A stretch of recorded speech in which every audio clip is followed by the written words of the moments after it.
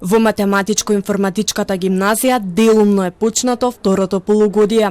Учениците од трета година не ги слушаат 8 стручни предмети, бидејќи на наставниците не им се продолжени договорите за работа.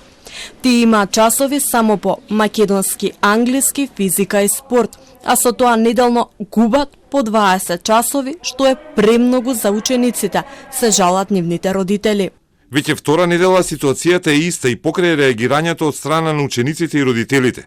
Надлежните во училиштето креваат раце и немаат одговор до кога ќе биде ваква ситуацијата и што е решение на состојбата во која се доведени учениците од 3 генерации, кои се ученици во оваа ново формирана гимназија. Ситуацијата е безнадежна, но ние сме спремни да се соочиме со овој проблем и ќе се бориме на секој начин да се обезбеди соодветно квалитетно образование за нашите деца.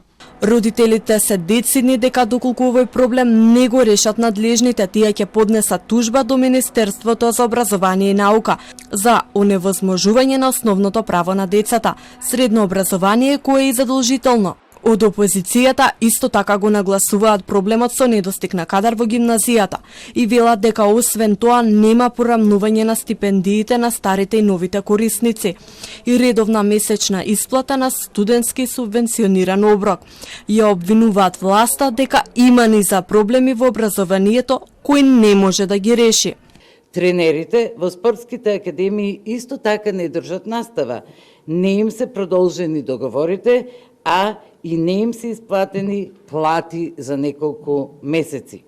Министерството за образование периодов е постојано под лупата на јавноста.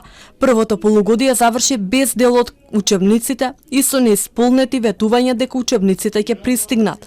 Дел од книгите се уште ги нема во училиштата. Студентите не се задоволни од тоа колку МОН ги исполнува своите редовни обврски за исплата на средства.